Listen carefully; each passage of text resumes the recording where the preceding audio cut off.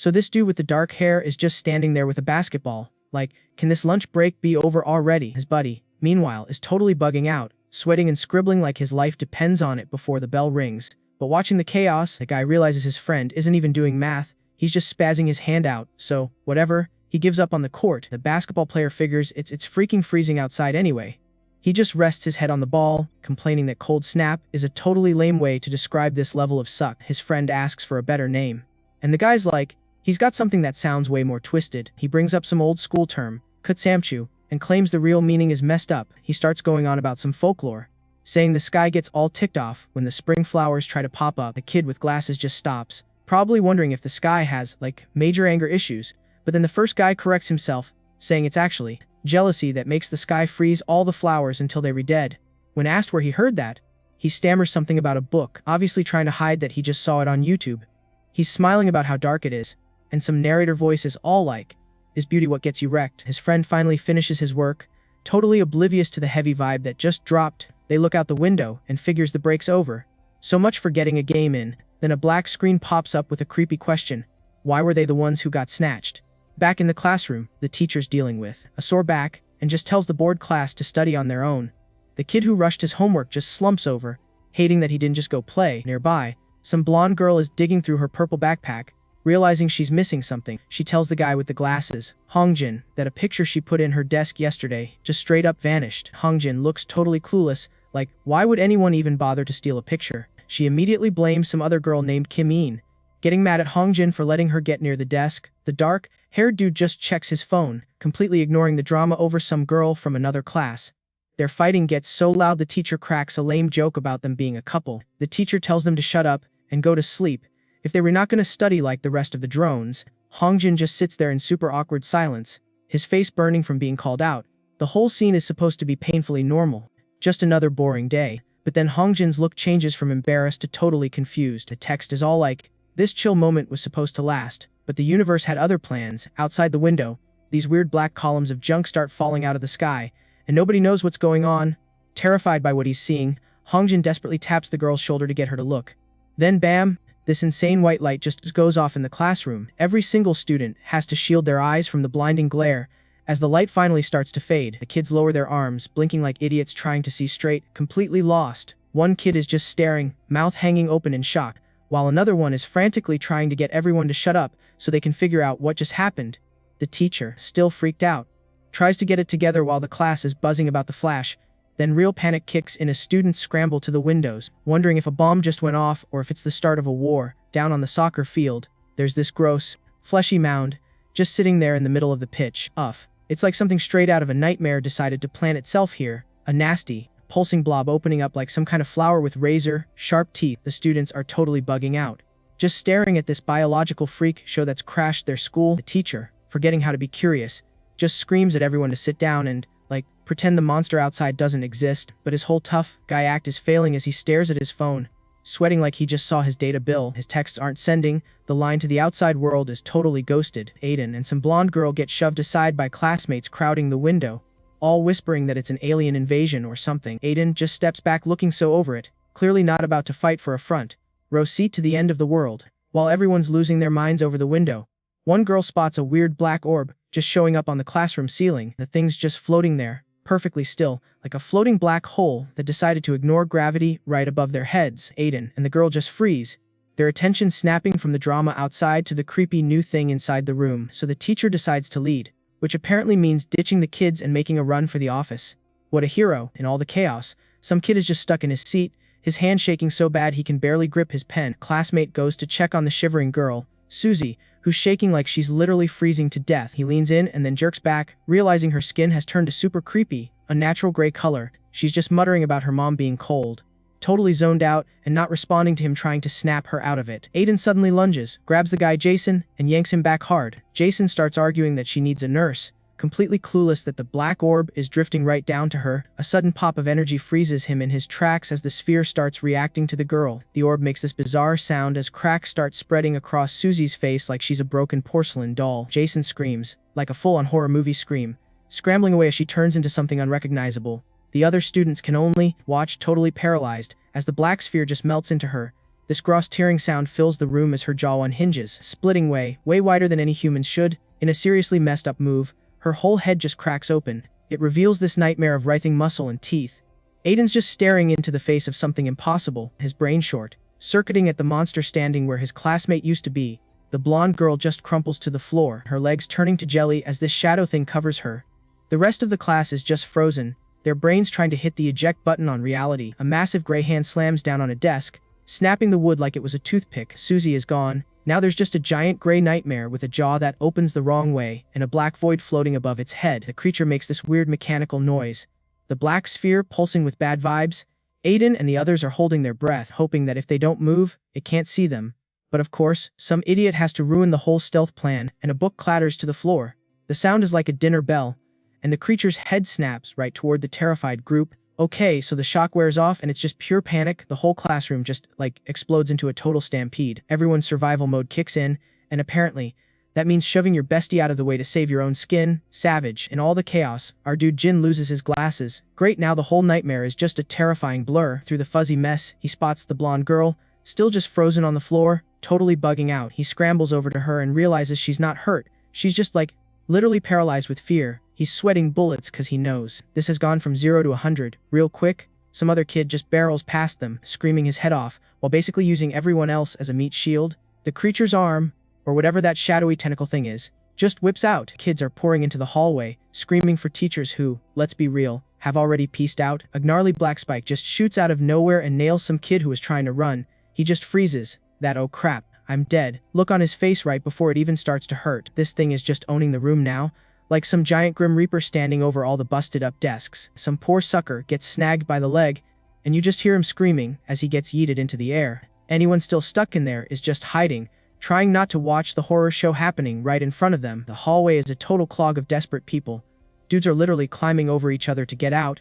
Meanwhile, back in the classroom, the kid it grabbed is just dangling upside down, totally helpless. The monster's just holding him, making that weird noise again like it's enjoying its snack. Lines the poor guy up right over its mouth, which is, vertical and full of nasty teeth. Jin yanks the blonde girl behind a desk, trying to block her view of the messed up scene, but he can't stop staring. His eyes are just wide open, getting a front row seat to a trauma that's going to be burned into his brain forever. The boy gets lowered into the thing's body, just sinking into its flesh like it's quicksand. That black orb thing starts dripping some gross, goopy stuff on his face, which is pretty much the worst way to go. The sphere does its thing, basically sucking the life right out of the poor dude. Then with this, violent twitch, the monster just chucks the body, just tosses the empty shell aside like it's trash. The freak show swallows whatever energy it just sucked up, and then chills on top of the desks, like a vulture waiting for round 2. Underneath all the junk, Jin and the girl are shaking, just hoping if they stay quiet, they will be invisible. The monster pauses for a sec, probably distracted by all the screaming and useless calls for cops who are never gonna show up. Jin slaps a hand over the girl's mouth, cause he knows even one tiny sound, and they were totally done for. This weird, deep sound comes out of the monster while that black orb just floats creepily over where its neck should be. Its head whips around like a robot, scanning the room for anyone else left alive. Somewhere else in the school, the ceiling is shaking with these heavy thuds from all the chaos upstairs.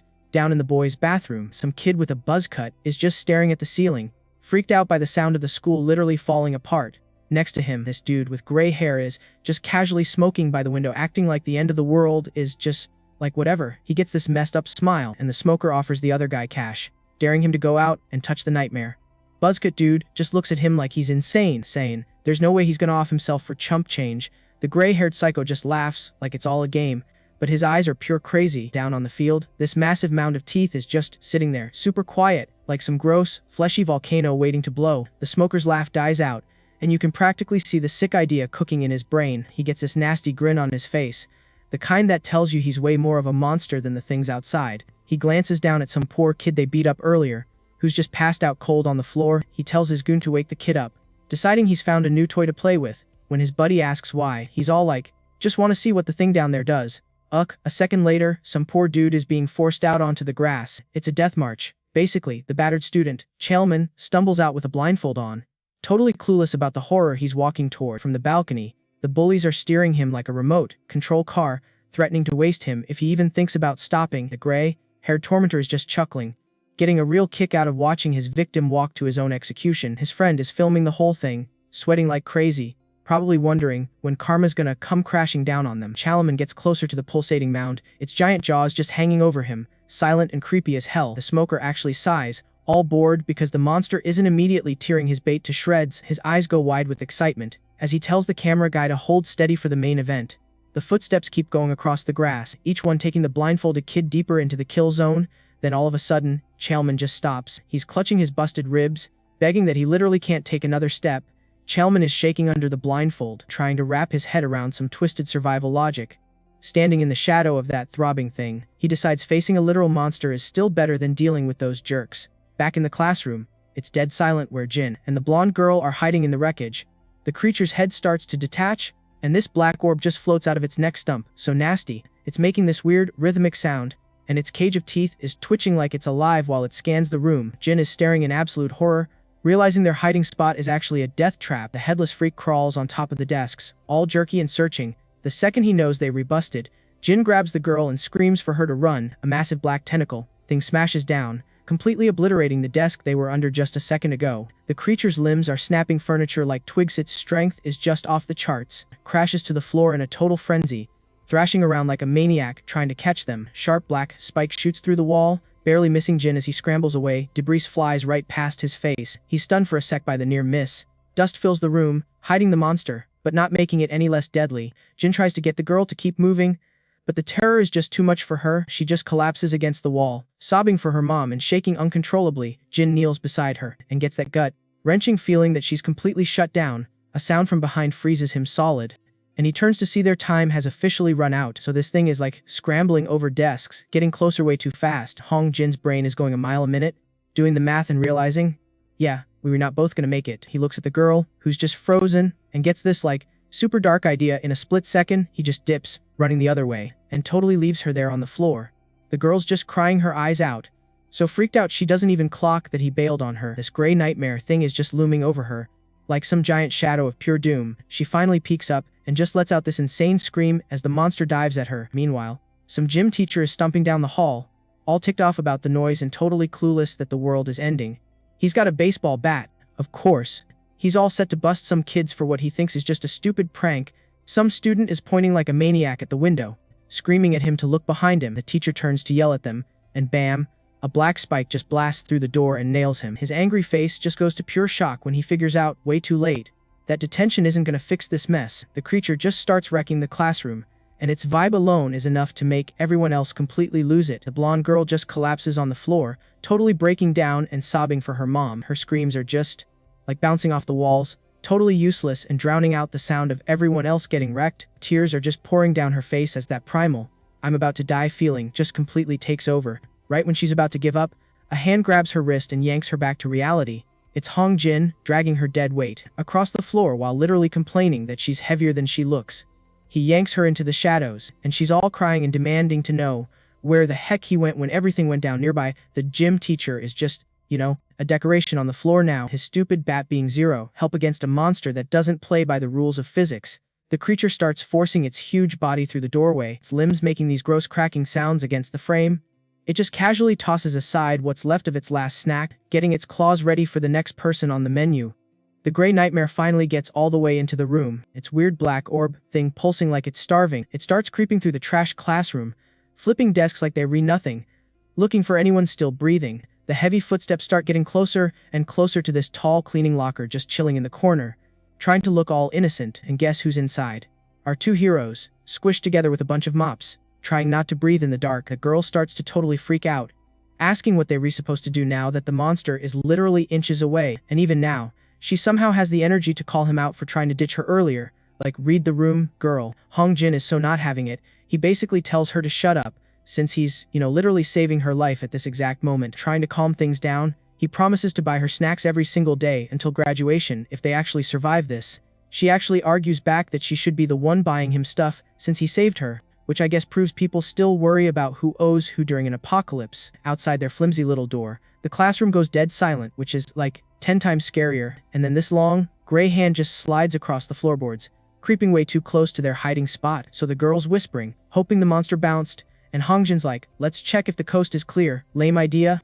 Cause the creature is literally squatting right there in the room with them, just waiting to pounce. Like some messed up trap, he slowly reaches out, pushing the locker door open just a crack to get a look. Then he just freezes, like his gut is screaming at him to just freaking stop right now. Yeah, the creature is still there, standing totally still, just listening for any little sound. And through that tiny gap in the door, that black orb, head and all those teeth are staring right back at them. Hongjin's hand is, like, shaking against the metal. That's when it hits him. They're trapped in a freaking stand-up coffin. Cold sweats just pouring down his face as he realizes how royally screwed they are. He gets the awful math. Option 1, stay in here and die. Option 2, go out there and die way faster. So the guy is just huddled up in the dark, his mind racing, knowing for sure they are trapped and there's no way out. Suddenly, it's dead silent. He looks up, sweat stinging his eyes, straining to hear the monster even breathe. He risks a peek through the vent, totally expecting to die, but all he sees is the empty floor where the beast was. His eyes get huge, like he can't even process how something that big could just vanish without a sound. The hallway looks completely empty, like the massive nightmare just poofed into thin air. His hand is trembling as the adrenaline rush fades, and his brain actually dares to hope the monster got bored and left. But then this totally bizarre, rhythmic gibberish fills the locker.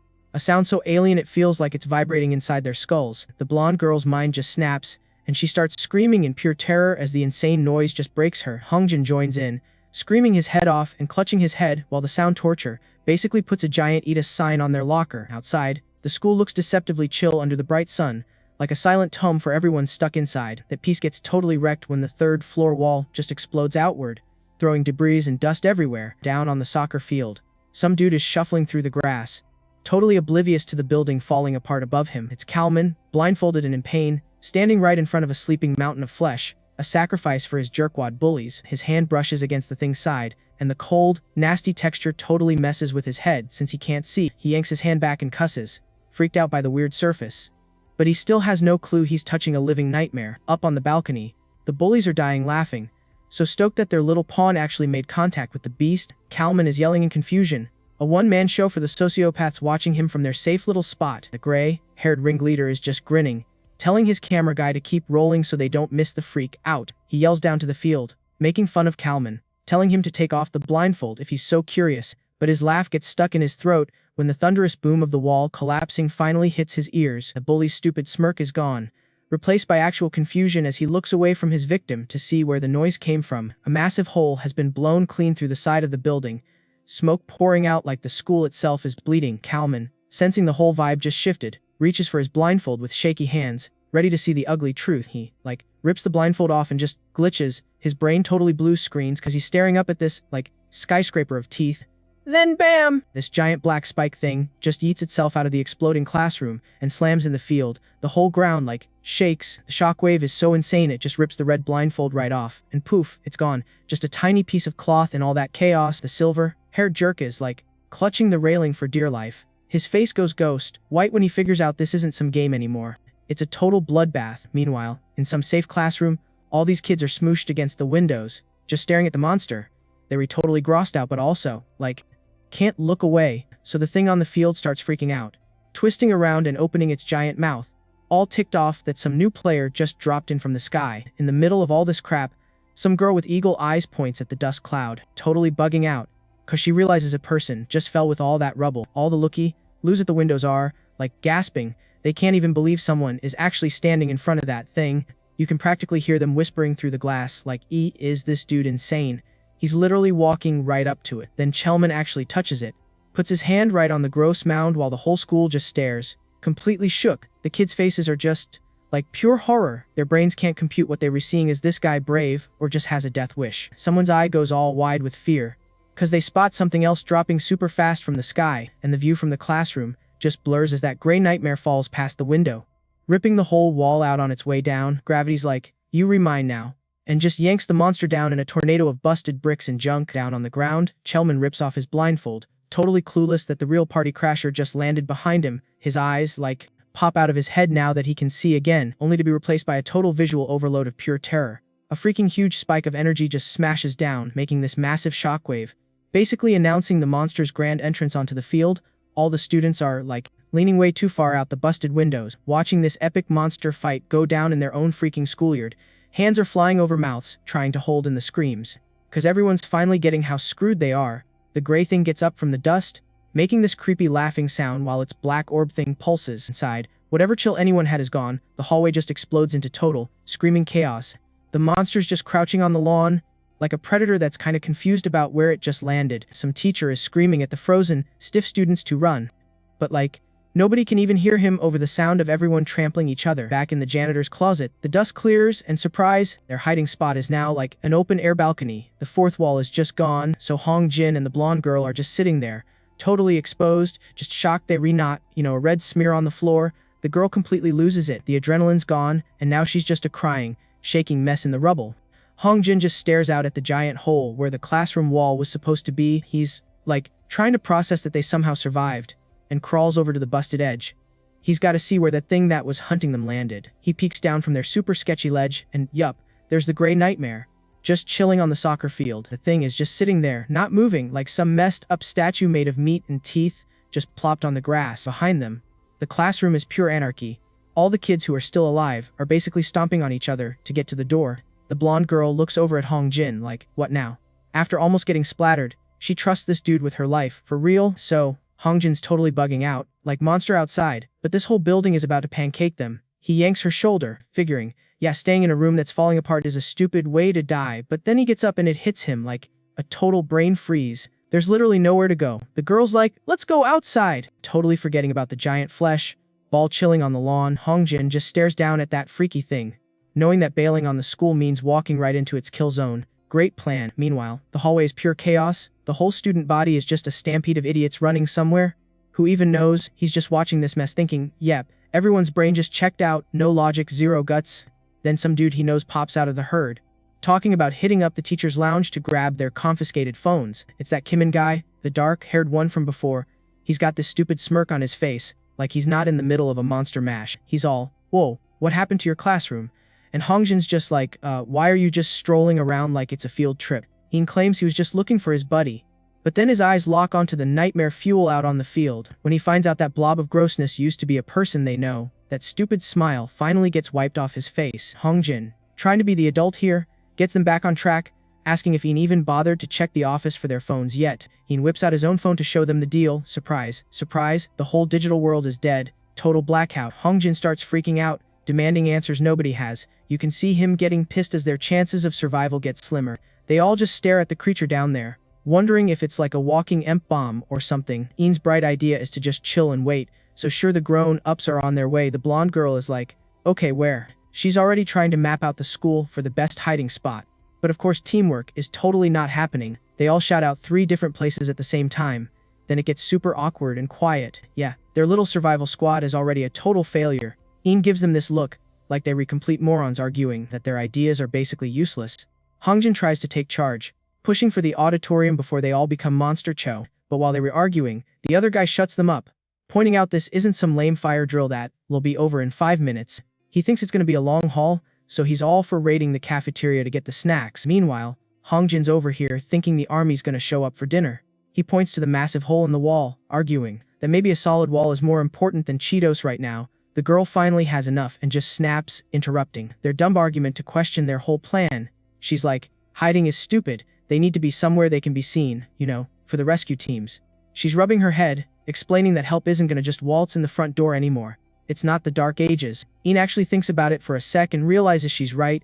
A helicopter rescue is probably their only shot with this level of crazy. She waves her hand at all the wreckage, basically saying if this doesn't get them a chopper, then nothing will. You can see the light bulb go on over Hong Jin's head. He finally gets it. The roof is their only real way out, and Ian immediately jumps on board, agreeing the roof is way better than the cafeteria, probably just because he's sick of arguing. So, the plan is set, and the girl turns to lead the way, but her body totally bails on her. Hong Jin catches her before she face plants, guesses reflexes are still on point, even if he's wiped. She admits her legs are basically jello again. The leftover terror is making it, like, impossible to even move. The blonde girl just stands there, completely frozen. She's gasping for air as the adrenaline rush wears off.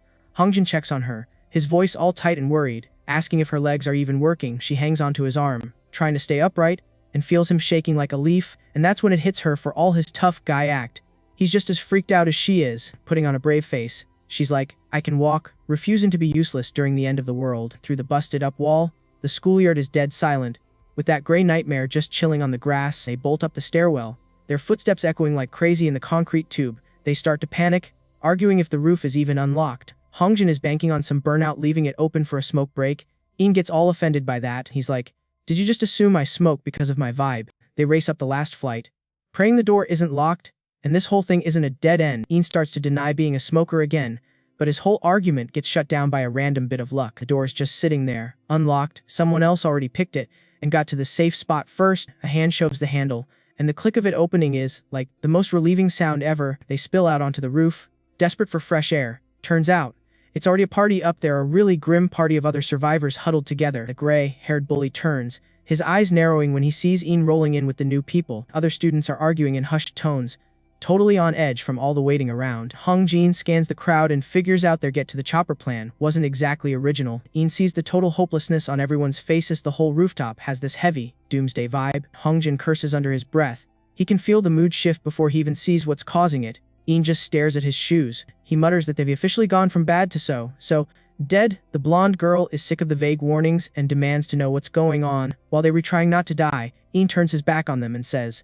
flat out, the rescue team isn't coming. He lifts a shaky finger, pointing not at the school, but out at the city. In the distance, huge plumes of smoke are rising up from downtown, a pretty clear sign of total chaos. On top of a skyscraper far away, another one of those massive, toothy shadows roars at the sky. All the students just stare, totally paralyzed. They finally get it. The monster downstairs wasn't some freak accident. This is a full-on invasion. Ian just collapses to the ground. The crushing weight of knowing no one is coming to save them finally makes him lose it. Nearby, some random student is curled up on the floor, sobbing about how his friends ditched him. He's shivering like crazy in the cold while the new group looks down at him, a mix of feeling sorry for him and being totally confused. The crying kid won't look up, just keeps screaming for the nightmare to stop. But like reality doesn't care, it's peeking over the next building with a seriously twisted, toothy grin. So, the blonde and Jin just, like, totally freeze, staring at this impossible, messed up scene across the gap. Jin's gripping the railing so hard his knuckles are white. His brain basically short-circuiting trying to process how screwed they are. Then Ian, what a buzzkill, points out the grim fact that this dead silence is actually an upgrade from the chaos a minute ago. Yeah, that word chaos just hangs there, making everyone break out in a cold sweat. So helpful. Jin just tunes them out, focusing on the busted-up office building across from them. He spots some dude in the wreckage, totally motionless, an office worker who's obviously clocked out for good with a nasty hole in his chest. But even being dead isn't an escape here, cause this massive, gross gray hand drops from the ceiling like some horror movie spider. The thing just snatches the body, lightning fast, like it's grabbing a bag of chips or something, and in a blink, the guy's gone, yanked up into the darkness above the ceiling tiles. Welcome to the monster's pantry. All that's left is a dark smear on the floor, like a nasty signature from whatever predator is hiding in there. Jin just watches the whole thing paralyzed, his mind just blown by how casual and brutal that was. Then this awful thought hits him. If the office buildings are hunting grounds, their homes are probably just slaughterhouses. The blonde girl shuffles up next to him, her voice all shaky, looking for some kind of reassurance he totally doesn't have. He can't even look at her, just wondering why their lame corner of the world got chosen for this hellscape. He stares out at the silent city, legit terrified that this isn't just a local problem, but a full-on global extinction party. Ian cuts through the group panic attack, shutting down the doomsday talk like an angry dad, trying to get them to focus. Then the gray-haired delinquent steps in, threatening to add ending someone to today's to-do list if they don't shut up. The group turns to face this new jerk. Realizing the monsters aren't the only threat on the roof, the bully crosses the line immediately, grabbing the blonde by the head, and pretty much offering her up as monster bait. Jin's just watching, totally shook, as the girl struggles. For a second she's not even scared, just super ticked off about being manhandled. Nasty smirk is plastered on the bully's face as he raises his hand, ready to smack her for daring to resist his little power trip. But the hit never lands. Someone's hand shoots out and grabs his wrist mid-swing, way faster than the psycho expected. Jin's jaw just hits the floor, stunned that someone actually had the guts to step to the school's top predator. The girl collapses, totally in shock, clutching her face like she's feeling a ghost slap or something. She looks up, all confused, realizing she's okay and wondering who the heck just saved her. It's Ethan, standing there like a brick wall, casually asking the psycho to repeat what he just said. Jin finally gets his legs working again, rushing over to shield the girl, and trying to get everyone to just chill. The bully just laughs, totally amused that one of Ian's little followers wants to be his next punching bag. Jin's just stammering, still not believing that someone actually stepped in to stop the beatdown. Then this girl in a gray hoodie walks right past the trembling victim, way too calm for this whole situation. She plants herself between the bully and the blonde, with some other dude nervously backing her up. So this silver-haired jerk is, like, scratching his head, totally floored that some freshman has the nerve to talk to him. She's like, "Are you for real? We replaying your dumb turf war games when a kid literally just got wiped out in front of everyone." The bully's face gets all twisted up, basically saying the new kids are all tripping and making stuff up. The guy with her tries to back her up, asking the bully if he even has a soul. The bully gets all up in his personal space, using his whole big bad senior act to try and shut down this little uprising. On the floor, Jin and the blonde girl are just watching this whole power trip.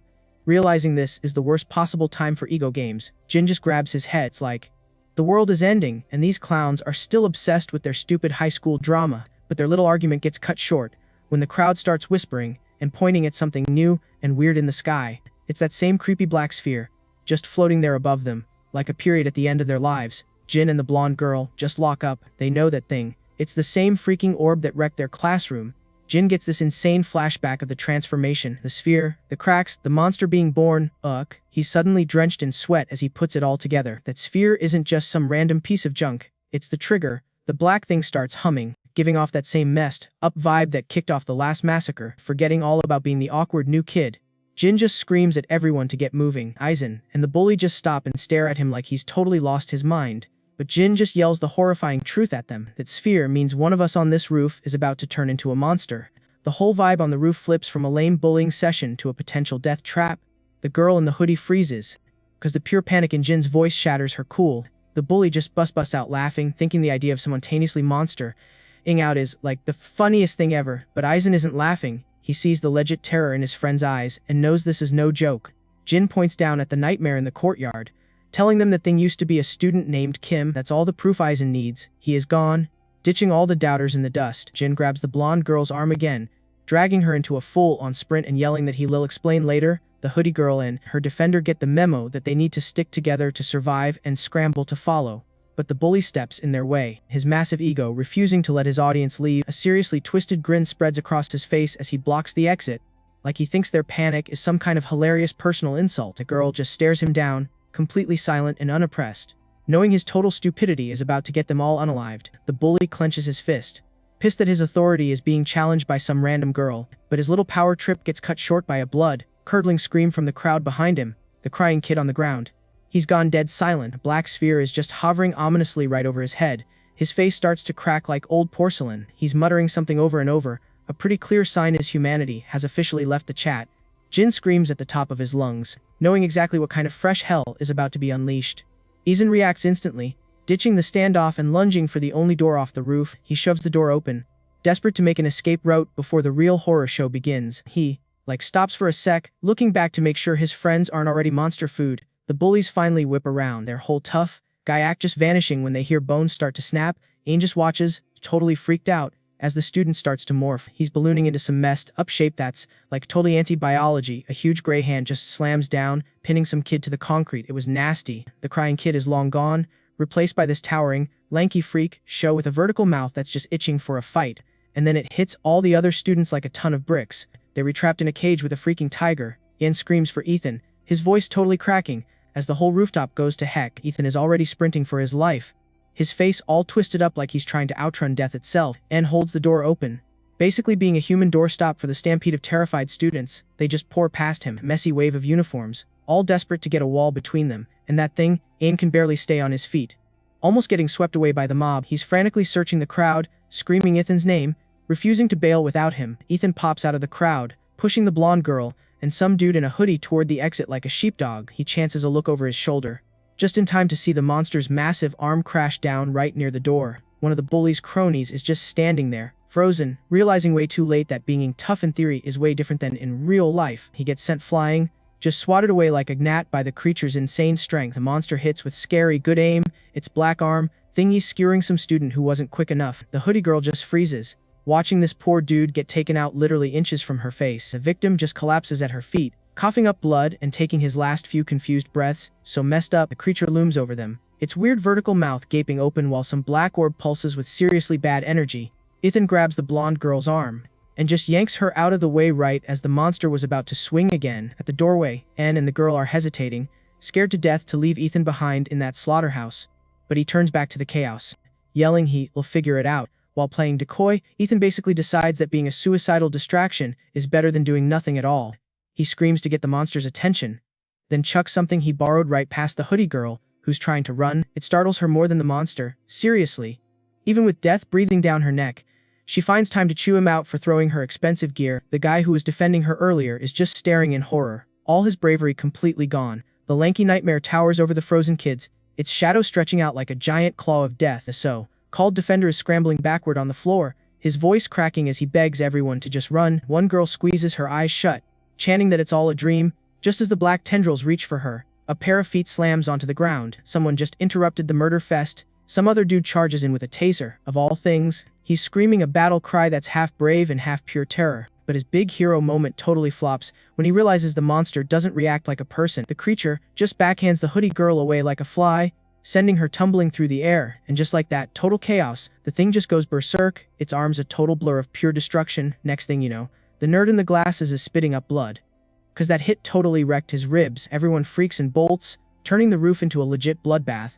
Then the monster's hand comes down, like it's got a target locked, and just snatches some girl who's frozen stiff by her head. Before a single scream gets out, its jaws just snap. Game over for her. Jay's just staring, completely bug-eyed, like it's finally hitting him how screwed they all are. You can just see the outline of this thing chowing down against the messed up red sky. It's a straight up horror movie poster. The dude with the taser is shaking like a leaf, the thing buzzing in his hand while he totally loses his nerve. Then the monster turns its creepy, no-eyed face right at him, that black orb thing pulsing like it's ready for another snack. Yeah, fear totally won that fight. The taser just drops from his sweaty hands and clatters on the ground, but hoodie girl's not giving up. She makes a desperate slide across the concrete to grab the weapon. The guy who got hit is just watching from the ground, probably thinking, what the hell is she doing? Like, she's literally running straight at death. The monster lets out this nasty gulp, finishing its last meal, and gets ready for dessert, tears streaming down her face, totally jacked on adrenaline. The girl just charges the massive nightmare.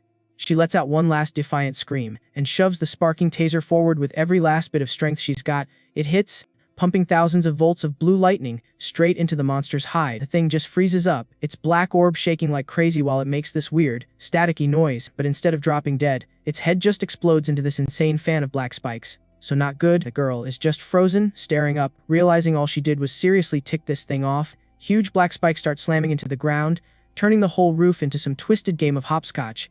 A hand shoots out from all the dust and rubble, trying to pull someone out of the mess. The hoodie girl looks up through this cage of spiky shadows, pretty much thinking this is the last time she will ever see the sky. Then her friend screams her name. "Julie!" he yells, his voice totally breaking, cause he's watching her about to get got. The blue sky is all cut up with these black lines, a sick, beautiful background for an ending that, plot twist, doesn't happen. Instead of getting KO'd, she's suddenly shielded by Yen, who literally jumped in front of her to take the hit. He's breathing hard, the fact that he almost got turned into a human shish kebab finally sinking in. Jay scrambles over to him, checking to see if his buddy's still in one piece, or if he needs to go looking for spare parts. There's a smoking crater in the concrete right next to them, which shows you just how close that was. Jay nearly has a heart attack when Sid moves up behind him. His nerves are completely fried. In just screams at them to quit the bro, met and get the hell moving, cause the monster behind them is starting to morph. Its head literally pops off and starts spinning, turning into some nasty, fleshy radar dish. Jay helps Julie limp away, and he notices the monster seems kinda dazed by its own freaky power up. Sid's like, why are you even helping her? Totally confused why anyone would be nice when the world's ending. By the door, Ains waving his arms like a maniac, trying to get everyone moving before the thing snaps out of it. But then the look on his face just drops as he sees something behind them, realizing their escape route just vanished. The monster's neck stretches out with this disgusting sound. Its head is whipping through the air like some kind of homing missile. Ian's like, oh, crap, realizing this just went from a bad day at school to a full-on horror movie where they read the main course. He's yelling at Hongjin to get a move on. Watching this nightmare fuel get way too close to his totally clueless friends, he's so over it. Fine. If they were not going to move their butts, he's going to have to do it for them. The monster makes its move, a black tentacle shooting out, ready to turn the stragglers into shish kebabs. So Ian just dives, grabbing Hongjin by the shirt with this totally desperate, psycho look on his face. His eyes are practically on fire as he gets ready to break, like every safety rule ever written about not throwing people. With one massive heave, he freaking yeets both Hongjin and Suli straight through the doorway, getting them out of the kill zone. They land in a confused pile of arms and legs on the stairwell floor. Ian slams the heavy metal door shut, gripping the handle like it's the only thing keeping him alive. You hear the lock click into place, and the monster is sealed outside right before a massive thud shakes the entire frame. Ian just leans against the metal, sliding to the floor, shaking like crazy as the adrenaline dump hits. The other students just stare, realizing the class delinquent literally just saved their lives. The second he catches his breath, he starts complaining, reminding them all how he totally said they should be gone to the auditorium. Ian's still chilling on the floor, asking where the first group of chickens ran off to.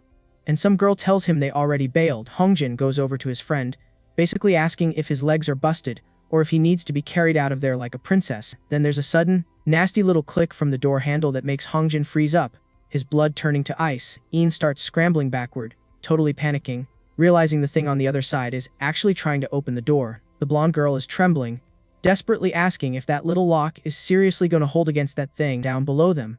Silly's friend is hiding under the railing, screaming at the upperclassmen to stop standing around and start running. Hongjin's just staring at the door when this horrible thought hits him. What if that's a person trying to get in? The guilt just washes over him. By locking that door, he might have just left a classmate out there to die. Ian grabs him, shouting that there's no one left on the roof to save. He screams that he watched them all get taken out. His voice is all cracked and shaky as he tries to snap his friend out of it. The whole debate ends when the door just explodes inward. The whole stairwell is showered with sparks and busted metal. Silly just stares at the hole where the door used to be. Her voice is barely a whisper as she says the only thing that matters run. The group drops all pretense of being cool and just sprints down the stairs, pure fear making them fly behind them. The heavy metal door groans from a massive hit, warping like it's made of tin foil. They reach stumbling down the steps, yelling different ideas about the auditorium while trying not to plant on the concrete. The door is finally ripped clean off its hinges, and it comes spinning through the air at a terrifying speed, smashes into the wall right next to them, embedding itself in the concrete like a giant ninja star. Hongjin and Ian look back at the damage, realizing they were inches away from being turned into a red smear on the wall. Dust is just swirling around the empty doorframe, framing this view of the bright blue sky that feels like the universe is laughing at them. Through the hole, you can see the rooftop, totally silent, messed up scene of the massacre they just escaped. Bodies are scattered all over the place. A pretty grim reminder that nobody is coming to rescue them. Great, a pair of creepy, dead eyes peek over the top, totally scanning the stairwell for the kids who bailed. Back on the roof, the gray-haired bully and his little follower are hiding behind an unit, probably wishing they were invisible. The sidekick whispers, asking if it's gone, but the main jerk peeks over the metal box and is basically like, "We so screwed." The monster's just standing there among the bodies, with this long, black spine thing trailing down its back like some messed up tail. The bully is watching through the railing, totally confused by the creature's weird, twitchy movements. A gray hand reaches up, its fingers spasming with this psycho-predator energy. The monster just randomly punches the wall again, taking out its anger issues on the building. The two bullies practically jump out of their skins, finally realizing that hiding behind a metal box isn't exactly a genius plan. The creature starts to squeeze its lanky body through the doorway, making it clear the chase is so not over. Ian just freezes, realizing a normal school door isn't exactly built to contain a literal monster. A gray hand smashes through the railing, proving the thing is still totally on their case. The lanky nightmare stalks the balcony, muttering some crazy talk while the bullies cower under a vent. Ian is just hoping the creature gets bored, his face a total picture of desperation. They just stare at the busted doorway, realizing their so-called barrier was about as useful as a screen door on a submarine. The group is huddled up in the stairwell, wondering why the monster hasn't just charged in to finish them off already. Suggests the multi-purpose room, like soundproof doors are gonna do anything against a supernatural killer. Yeah, right? Some new kid shows up on the stairs, looking way too calm for someone in the middle of the world ending. Hongjin and Ian just trade confused looks, neither of them having a clue who this overly confident stranger is. Meanwhile, miles away, some middle-aged guy starts his car, saying a desperate prayer for his life. He's got a death grip on the wheel, basically begging for the guts to not die today. His car peels out, the engine screaming in the creepy quiet city. But as he gets near the school, some terrifying shadow is crouched in the grass, just waiting for company. The guy's prayer gets stuck in his throat. When he sees the absolute monstrosity guarding the school gates, he forces himself to keep driving, chanting his little mantra like words are gonna stop giant teeth. He floors it, figuring his only move is to ram the gate. His eyes get huge when he realizes the thing in front of him isn't a gate, but a living nightmare. In the rearview mirror, the creature launches itself forward with insane speed, closing the gap in like a second. The driver just lets out this raw scream. Knowing he's looking at a demon from hell, the car swerves like crazy, tires screeching as he tries to shake a predator that apparently ignores physics. The impact slams his head into the steering wheel, and the whole world just turns into a spinning, blurry mess. Metal screams against wood as the car wraps itself around a tree, steam hissing from the trashed engine. Dazed and bleeding, he's clutching his head, the pain almost making him forget the bigger problem. He looks up through the shattered windshield, and his blood runs cold when he sees what's coming. His eyes are locked on the threat, finally getting that his car offered, like, zero protection against this level of horror. He checks the mirror again, and sheer panic hits when the monster is just gone. So, yeah, the answer drops out of the sky. This freakishly tall thing just launches itself from a tree like some kind of messed up ninja, smashes onto the car's hood like bam, and the whole thing just caves in, This thing weighs a ton, then this gnarly, shadowy blade slides out of its arm. Ready to go all medieval on whatever's inside. It just starts going nuts, hacking away, stabbing the car over and over, making damn sure no one's walking away from that. Meanwhile, the silver-haired jerk and his goons are booking it into an alley. All that tough guy act. Gone now, they just scared little rats. He's screaming at his buddy to hold up, cause duh. Running around like a headless chicken is how you get eaten. Some girl with nerdy glasses is just watching them totally lose it. She's like, what? While the bully is freaking out about some monster bastard blocking their way, then boom, the ground shakes as the Slenderman wannabe lands close by, cracking the freaking sidewalk. But get this, it totally ignores all the screaming kids and just stumps right over to that gross meat pile on the soccer field. The glasses girl ducks behind a pillar. Some other kid runs by, shouting at her to move, but she's like, glued to the spot. Gotta see what happens next. She takes a peek and gets a total chill. The tall, creepy thing isn't there to fight the blob, it's protecting it. So now we got these two freaks just chilling on the field together, like some kind of messed up family reunion in the middle of our wrecked school. Back inside, the survivors make it to these big double doors for the multi-purpose room, praying it's a safe house and not, a death trap. The blonde girl peeks through the crack, her voice all shaky, just hoping there's nothing with claws and fangs waiting in there. Looks clear, the room is dead silent, totally empty. Finally, like a second to breathe, Hong Jin and Ian just collapse against the wall, finally feeling how wiped they are from all the running and, almost dying. Silly goes to check the doors, and surprise, surprise, the lock is busted, totally useless. Ian's like, yeah, cause a lock would totally stop something that can punch through concrete like it's paper. Whatever, the blonde girl says they should just barricade it. Maybe shove a broom in the handles to buy some time. This one kid with short hair and glasses is like, do we even have a broom? He sounds totally zoned out, he's just staring at nothing, completely fried from all the messed up stuff he just saw. He looks at his hand shaking and probably thinks he's tripping or something, cause his brain just can't handle the fact that all that carnage was real. Some knocking pulls him out of it. He turns and Soli is just staring him down, super intense. She finally asks the question that's been bugging her. How the hell did he know a monster was about to pop up before it actually did? She's like, no, for real, you said a student would turn into one. That's way too specific to be a random guess. The guy totally flinches, obviously not loving being put on the spot as the monster expert. He mutters that he's seen it happen before. Like he watched someone else go through the whole gnarly transformation up close. He says this black orb thing just appears over their head, like a freaky halo that means we're about to check out. Ian chimes in, saying the tall monster on the roof had the exact same creepy floating bling. Then the kid starts listing off the other symptoms. Their face goes all white, they start shaking, and just talk nonsense. Everyone else is listening, totally freaked, realizing this whole apocalypse thing comes with, like, a user manual for death. So they ask this kid how the monsters pick him, and he's just like, whatever dude, shakes his head, thinking it's just some messed up, random lottery of death. Meanwhile, Ian's over here stroking his chin, all thoughtful, remembering how that dude on the roof was acting right before he, went full monster. He's like, yup, total match. Freaking cold and a major anxiety attack, while Silly's laying out the whole "you were gonna day" speech. The blonde chick is just sitting there, totally quiet, probably freaking out about how many of those things are just, like, wandering around outside. Then Hong Jin has to go and say the scary part out loud, pointing out that monsters outside are one thing, but if you get infected, game over, man. Ethan's just nodding along, admitting that same messed up thought was totally running through his head too. So it all kid tells everyone they better fess up if they start feeling cold or anxious, basically asking them to, like, quarantine themselves. Yeah, right, the blonde girl is totally bugging out, scared stiff of what these psychos would do if she even admitted to feeling a little weird. Ian's big plan is, like, super obvious. He says if someone starts to turn, everyone just bails, run like your life depends on it. Duh. But Silly cuts him off with some ice cold, practical crap that just shuts everyone up. Her eyes get all dark and she suggests that they gotta, like, take out the problem before it even finishes turning. The super awkward vibe is finally broken by the kid with glasses who's on the floor and pipes up about, needing a bathroom and how they're all gonna starve. Real mood killer. The blonde girl's like, yeah, the world ending doesn't stop my bladder. And admits she really has to go. Like now. So she asks if she can leave, totally torn between being monster food and peeing her pants. Hongjin just points to the door, trying to act all cool like a quick trip won't get her unalived. But yeah, that's not convincing at all, and she immediately chickens out, decides holding it is way better than dying. So Ian, with this big dramatic sigh, steps up. He's gonna check the hall himself. Cause, whatever, they can't just camp in here forever. Silly's staring at him like he's nuts, asking if opening the door is, like, the dumbest idea ever. But Ian's all like, the girl's gotta pee! Playing the big hero, even though it's a totally stupid risk. His hand is clamped on the doorknob, knuckles all white, like he's about to break into Fort Knox or something, not just open a door. Cut to the outside, and the doors to their little safe room look super creepy and quiet in the gross, gray hallway. So Ian cracks the door open just a tiny bit, peeking out all sneaky like, And then his eye gets huge because he spots something freaking huge taking up the whole floor like a few feet away. It's this giant, spiky monster thing, just napping in the middle of the hall. So much for that bathroom break. Ian turns back to the others, looking like he's seen a ghost. He's all politely like, "Hey, Hung, get over here and check out this nightmare fuel."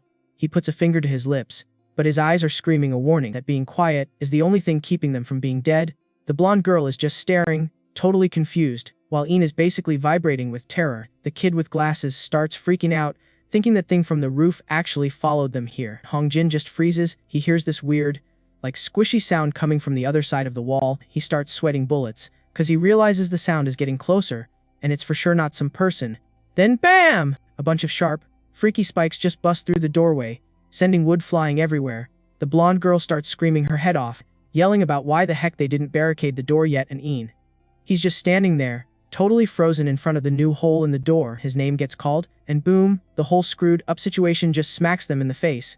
The kid with the glasses is totally stammering, like he can't believe what he's seeing. He's trying to spit out that the freak show outside somehow like flipped back into a human. Henry's just staring at the door, trying to process how a monster could just hit the undo button on its own gnarly transformation. He turns to the rest of them, looking completely baffled, and asks if anyone else is tripping or if this is for real. Not buying this miracle crap for a second, Henry demands someone else look, refusing to bet all their lives on some group hallucination. Sarah inches up to the crack in the busted door, peeking through like she's expecting a cheap jump scare. Lying on the hallway floor, the killer spikes are gone, and there's just some unconscious student tangled up in all the gross gunk. The glasses wearing kid calls over to Sarah, his voice all shaky, asking her to confirm it's actually a person. Sarah's like, "Yeah, I see him," but points out that looking human doesn't mean he's, breathing. She squints at the guy on the floor, noticing some weird infection marks, and that he's wearing their school tracksuit. The blonde girl with glasses immediately starts freaking out, totally panicked that whatever he has might be contagious.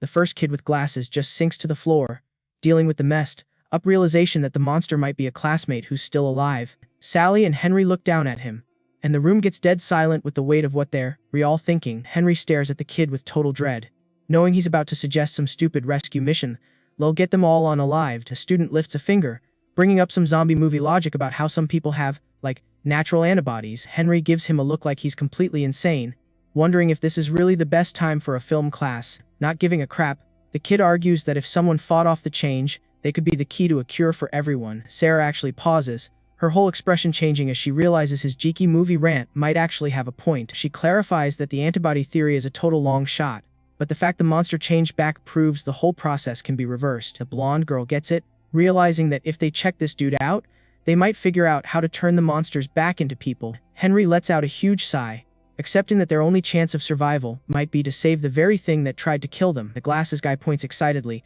totally thrilled that his useless zombie trivia finally came in handy. Sarah points right back, stressing that if they were going to play hero, they need to do it before their potential cure bleeds out on the floor. The nerd just nods, and the seriousness of what they were about to do just hangs over all of them like a shroud. The sign above the door just looms there, marking the line between their temporary safe space and the total unknown of the hallway. The door, they all hesitate, whispering about how this could totally be a trap set by some freakishly smart monster. The blonde girl's eyes are darting everywhere in terror, like every shadow is about to grow teeth and lunge. They finally step into the hallway, moving with that cringy, synchronized awkwardness of a group that really does not want to be there. Henry reminds them of the golden rule from every horror movie ever: anyone who wanders off alone is just asking to get taken out. The nerd and Sarah take the lead, keeping a paranoid eye on the unconscious guy in case he decides to wake up with the munchies. He checks Silly's busted leg, cause a limp is basically asking to become zombie cho for two. This kid is just sprawled out on some gnarly, organic spike things, looking less like a person and more like some psycho's art project. Playing the big hero is like, "Hey Hongjin, you reach closer, you go poke the maybe zombie. Real brave, dude." Hongjin gives him this death stare, probably thinking, "Some friend you are, using me as a freaking human zombie detector." The guy reaches out, his hand shaking like a leaf, totally expecting those jaws to just chomp his fingers right off. The vibe is so tense you could cut it with a knife. Silly and Ian are just watching, totally ready to bail on him if that thing even twitches. Ian's like, "We need a plan B, E," and tells Silly to get the stun gun ready, and she's just like, "Oh, whoops, I totally left our only weapon back there." Yeah, just what you want to hear when you're about to die. But then Hongjin cuts in, whipping the taser out of his own pocket. Turns out he swiped it when they were running. Silly is, like, so freaking relieved, mostly, cause that little gadget costs more than all her clothes combined. But Ain takes one look at the cracked thing, and basically screams at him to chuck it. Hongjin argues, but it might still work, and Silly's like, Yeah, on yourself, genius. It's basically a suicide zapper now. Ain just demands the thing, and Hongjin, totally confused by the sudden freak out, hands it over. Then Ain just wins up and yeets the busted taser right at the passed out kid. It just bounces off him with this lame thud. So, basically the most expensive way ever to poke something with a stick. Hongjin is just staring like, what the heck, while Ain claims he's just safely checking for reflexes. Right, since the kid didn't, explode or something, Ain finally steps up to check for a pulse, telling the other two to hang back, but Silly's like, nah, and totally ignores him. Creeping closer, guess being nosy is more important than not dying. Then they see the name tag on his uniform, and realize this potential monster is just some freshman. A hand reaches for his neck, fingers all shaky, trying to feel for a pulse. Ian reads the name Koi Taewon and recognizes the tracksuit. He knows this kid. Silly's eyes go wide. She leans in, getting this super bad vibe, before she can even see what's wrong. Clicks for Ian that he knows this dude, or at least knows of him, which makes this whole situation like a million times worse. He gets this flashback of Taewon just chilling and laughing with his friends. Just a normal kid who totally didn't deserve any of this crap. He's practically praying for a heartbeat, just hoping this smart kid isn't completely gone, But nope, his prayer gets answered with two creepy black eyes snapping open and a face of cracked up skin. Silly is frozen solid, staring right into the void where a person used to be. This gray hand just shoots out and grabs her hoodie with some seriously messed up, not human strength. Hongjin dives in as Silly gets yanked forward by this walking nightmare. The student just bolts straight up. He's gasping and swearing, totally confused. While Aina is screaming that he's turning, Hongjin yanks Silly away as the kid just keeps doing his workout. The guy's just yelling some nonsense about having 4 more reps to do. Meanwhile, Silly can barely breathe. She realizes the kid's grip is just pure, crazy person strength. Her and Hongjin both start screaming his name at the same time, like they were trying to snap the real person out of it. Back at the door, Ian and some blonde girl are yelling at them to get a move on. They were totally freaked the noise is gonna bring something even worse, and Ian, he's just frozen at the door, completely useless. The name Troy was basically a death sentence ringing in his head. The rescue crew just backs off while this dude, Troy, starts totally freaking out, thrashing like a maniac. His body's getting completely owned by these vines wrapped around him. He's just kicking at nothing, bawling his eyes out and begging for help, just totally panicked about dying. Then he starts to slow down like his battery's dying. He's barely moving, completely running out of gas. Hudson is just standing there, completely horrified, watching the exact second the guy just gives up, like the fight is just gone. Zoe is just frozen, like she was about to scream his name but couldn't. You can literally see his eyes go dead. Then his legs just drop with this nasty thud, and just like that, the whole struggle was over. Troy's just lying there, completely still in that gnarly cage of thorns. His eyes are just these creepy, empty pits staring at nothing, and these vines are just jammed in his mouth, ending it for good. So messed up.